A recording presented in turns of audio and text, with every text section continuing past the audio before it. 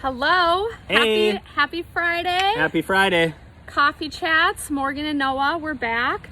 We're actually pre-recording this. This is our first time pre-recording, which means we are getting serious over here. We're big time. This is like Hollywood now. So I hope you all had a wonderful 4th of July weekend. I hope it's not raining on Friday. Yeah, it's raining on us right now, but I'm kind of digging it because it's been so hot in Minnesota, so it's a little bit refreshing. We'll take it. Yeah, and my garden needs some greening up. So yes, my mom's yard, which I'm her mower boy, and every time, the last 2 times I've mowed it, I'm like, this stuff is dead. It's not even green. Half the yard doesn't even need mowing. Yep. But whatever, it's good exercise. It's good so last week we chatted about, today we're going to be talking about a few of the blog posts that Noah, Dennis, and Mike have written on resilience to reform. And so we're going to talk through a little bit about them. There's some of my favorite pieces that these guys have written. One is, and we encourage you guys to head to the website. We'll link these two in stories today, but Noah wrote Face of Addiction, Dennis wrote The Invincible Man, and Mike wrote Man in the Mirror. Invisible. I knew I was going to butcher that. We had a pep talk before this thing, and she still butchered it. It's The Invisible Man. I say, don't say Invincible. Don't say the wrong name. It's Invisible Man. So Face of Addiction by me, Invisible Man by Dennis Cockerham, and Man in the Mirror by Mike Gardipee. And Invisible Man was was Sunday in stories in our feed, and Man in the Mirror was Monday. Yep. And we'll put these on the blog too, and so you guys can just head there and you'll see them right at the bottom of the blog. So these all stem from Face of Addiction, which was Noah's first post that he written. So tell us a little bit about does it have a face? Answer that question. Does it have a face? That's it does, but it doesn't. So the whole reason is I kind of proved from my background that it doesn't have a face. It doesn't matter who you are. You can still get addicted. You can still go to prison. And let's talk too, and rewind a little bit. I forgot to say this. So when we were first getting started with Construction to Style, a few different teachers actually had reached out to us and had just said that they started using Noah's letters within their curriculum, just encouraging their students to read some of them. And I was completely moved, and I actually went and spoke at a few of these classrooms, and it was a super cool experience. But this whole blog post stemmed from a question that said, what would you tell your 8th grade self? And Noah answering that question, and answering, does addiction have a face? Yep. Yeah. So after the what would you tell your 8th grade self, what stemmed from that letter was one of the teacher's kids said they felt invisible. Like it couldn't happen to them. Like addiction was only met for certain demographics, certain people. Yeah, exactly how I felt. I felt like I could do no wrong. No matter what I did, I was going to be fine. And it does have a face, because like we talked about yesterday, and we are the luckiest. Yeah. Everybody has a thing. Some people's thing isn't drugs that lead you to prison. Sometimes it's just you use too much social media, like my sister, and sometimes you are masking insecurities and you get crazy addicted to drugs and you go end up serving 10 years in prison. But it can happen to anyone. So it does and it doesn't. Yeah. And so how did each of these pieces that you guys wrote play off of each other, and kind of tell us the storyline about that? Okay, so while we were incarcerated, me, Dennis, and Mike were all at Yankton Federal Prison Camp, and I was writing for a good year, maybe a little more, maybe 14 months before I asked Dennis, and then I asked Mike to also come on and contribute. And how I got Dennis is I would always have him read my stuff. So then he would start sharing his stuff with me that he was writing for something totally separate. And we just ended up clicking. I got him on, and then I gave him this piece after one of the teachers had reached out and asked the question, does addiction have a face? So I wrote The Face of Addiction, and when Dennis wrote it, obviously he loved it, because when he brought it back, I found it on my bunk. He brought it back, threw it on my bunk, and attached to it, stapled to it, was The Invisible Man by Dennis Cockerham. And I read it and I'm like, wow, that's so interesting. Dennis tells it the way he tells it. He's very poetic. And tell us a little bit about his article too. Well, Yeah, so his article is The Invisible Man talks about how you are you are the one you never see coming. There we go. I got it out.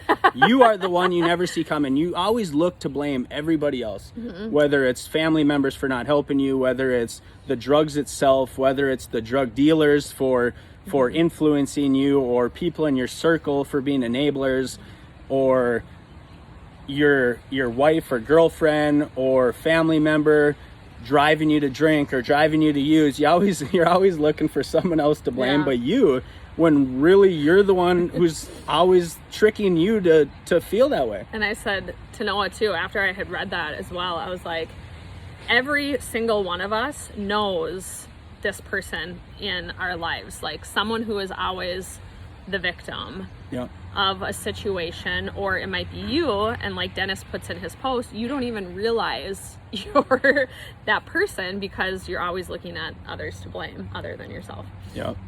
Yeah, so once that was done, by this time Mike was on board as well. So we knew what we had to do. So we took both copies, which I hated because it got better and better as each piece went along. And now Mike had both these for ammunition. And Mike writes The Man in the Mirror, which to me is the favorite piece out of the three. It's the favorite piece, and me and Dennis helped collaborate with him on it. We helped really bring it together. We all edited it together, and it was all from this original piece that Mike did. That was amazing. And so tell me about your favorite pieces or parts of each of the pieces. Yep. So Face of Addiction is, so what Face of Addiction is about, like I already said, is it doesn't have a face. So I found out quickly through corresponding with these kids that they had this feeling that it can't happen to me. And that was me. I came from a good childhood. From the outside looking in, it's the perfect childhood. That's another the movie thing. Childhood, that you got both parents that live together. They make decent money. They provide you with an education. There's no physical, sexual, no abuse whatsoever. And I grow up with every opportunity to not make the final choice that I made to do and sell drugs. And that's one of our things that we always talk about, and no one knows, but with each of our writers, their situations and the circumstances in their previous life are so different. And so this was Noah's, and it's cool to get these different perspectives of the different ways that you guys were brought up. Absolutely. So then Dennis, the Invisible Man, is you never see you coming. It's my favorite takeaway. He ends it with, the one you never see coming is you, because it's so true. If you're an addict, you know exactly what I'm talking about. It's never just you get addicted to drugs, you go to treatment, you get better. There's always this inner fight, even if you make it the first time, which is possible. But there's this struggle throughout the whole thing before you come to that realization that you have to fix you. The drugs aren't the problem, you're the problem. And until you remove the drugs and fix you, you're just going to keep coming back to the same thing, and that's you with an issue that's usually psychological. So that's what I loved about Dennis's. And then Mike's, but Dennis came, he didn't have a perfect childhood, as many of you know. Anyone who's read Dennis's stories, he grew up with heavy abuse.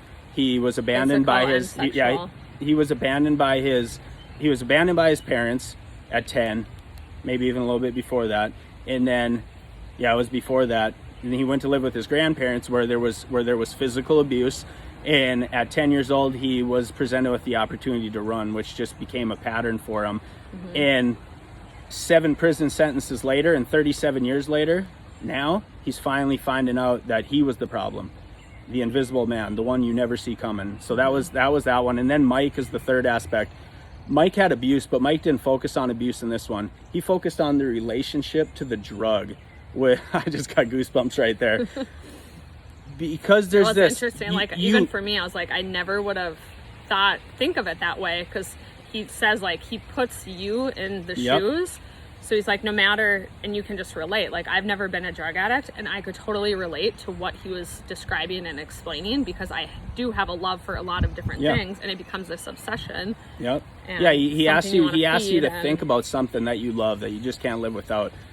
A lot of people are going to go to their children, maybe go, if they don't have children, they're going to go to their favorite car, their motorcycle, something like that. And then you think about all these things, coffee, and then think about how you would want to please that, and how you would want to make it feel special, and in this unconditional love that you want to have towards that person or that object. And that's the drug. That's your relationship with the drug, because when you first start using it, you love it, because you finally found a way to not feel the way you've been feeling, and you found this escape, and at first it feels like it's right. And so you have these three different ways. I grew up in a nice household. Dennis grew up with abuse, and Mike grew up with this relationship and this family that he was taught at a young age that it's okay to use violence to deal with your emotions. It's okay to sell drugs, because that's the crew he ran with, and that's the crew he grew up with. He was in a gang early on. So you have these three aspects, but guess what? We all end up at the same place, at a prison in South Dakota. And we all end up writing on this blog, and it's just amazing. So then that kind of leads just the last few takeaways that we want to share through these posts. So my biggest takeaways are us three writing on this blog and finding out that we're impacting kids. Like Morgan mentioned right away, there's these few schools that she's not only spoke with, but are using these letters in their curriculum. We'd love to speak at more and more. We would love to speak at more. I mean, March 8th for me, but she can speak now. And the kids are reading it, and that's our target market. We don't only want to help people who have already hit rock bottom and went to prison and their families. We do want to be a resource for that. But we want to be a resource for foster kids. We want to be a resource for kids who are in my shoes that aren't on the wrong track yet, and they're in 8th grade. For me, it was 8th grade. For Dennis, it was 5th grade. For Mike, it was 7 years old when he watched his mom commit suicide. That's my one biggest takeaway. The second one, it can happen to anyone. I can't drive that home enough.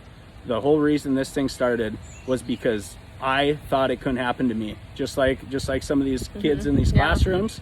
And expanding on that too, I just want to note, whether you are the child or maybe you're a parent that has the child, but just really what we said in one of these posts too, I think it was Noah's Face of Addiction, or maybe it was his letter to his 8th grade self, but like every single decision you're making right now is going to lead to something else. So you might have the best environment, the best family, but if you're making these little decisions like Noah was making, they're eventually going to lead to one thing to another, and just those little red flags, like they are red flags, and they should be brought up instead of just thinking, oh, it's just a phase. So absolutely, so that was this was our coffee chat for in Friday. In the rain. It felt so good, and I'm not sure what we're going to talk about next week. So if we're you guys, open for recommendations. If you guys have any suggestions or comments or feedback, let us know. Otherwise, we might just tackle another one of our posts that have been inspirational to so many. So hope you all have a great weekend. Love you guys. Stay strong. Bye.